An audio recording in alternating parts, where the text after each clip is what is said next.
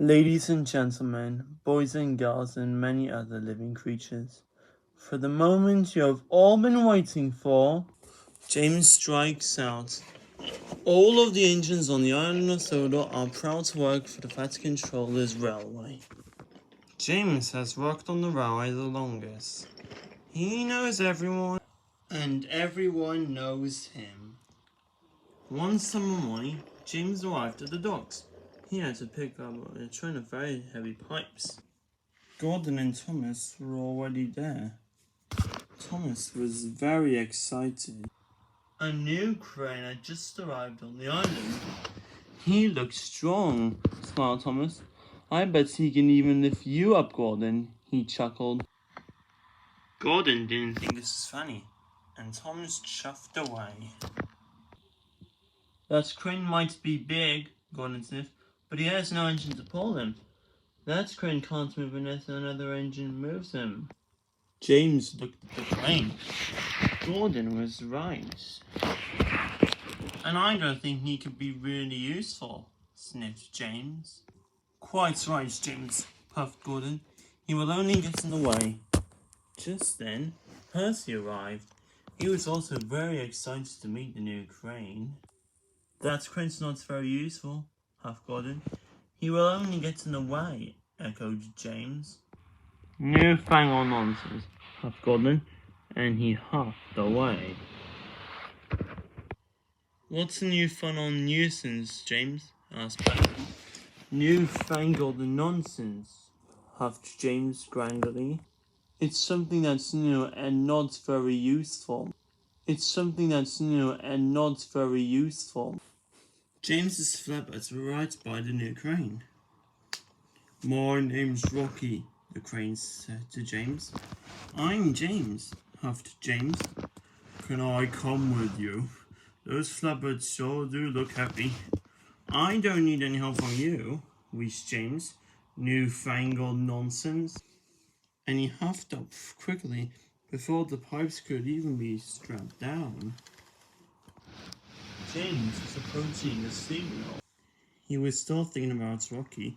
He was still going way too fast. Suddenly, the signal changed to red, and James screeched it to a stop. But the sides of the trucks collapsed. Steel pipes toppled all over the tracks.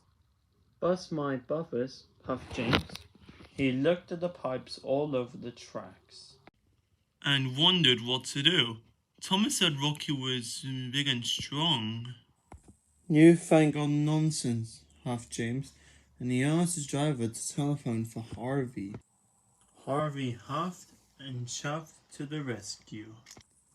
Harvey started to move, but the pipes were heavy.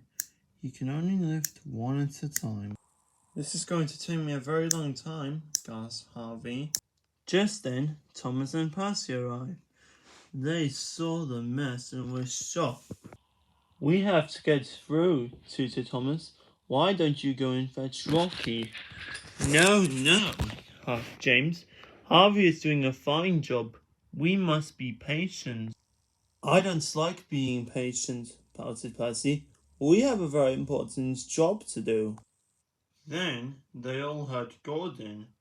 He was going way too fast. Then there was trouble. Gordon hit the pipes with a very loud crunch. Luckily, no one was hurt, but it was a terrible mess. James, tooted Thomas, we need Rocky. Gordon sniffed. Newfangled nonsense. But James knew that this was a disaster. He knew that Harvey couldn't lift Gordon. He knew there was only one thing to do. I'll go and fetch Rocky, he wheezed. And he raced off. He steamed into the docks. Rocky, we need your help, he whistled. It's an emergency. I'm happy to help, James, he whistled happily. James buffered up to Rocky, and together they left for the junction. James pulled Rocky up hills and down valleys. Everyone cheered and waved at them. James felt proud to be pulling the newest arrival on Sodor. James soon pulled up with Rocky. I can fix this, Rocky smiled. And with his mighty crane arm, Rocky lifted Gordon back onto the tracks. Gordon was surprised. Thank you, Rocky. Yeah, good work. Then Rocky lifted all the pipes off the rails. The job was done in no time. Gordon and James were very impressed. I was silly to think you were a newfangled nonsense, wheezed James to Rocky. You might be new, but you're still really useful.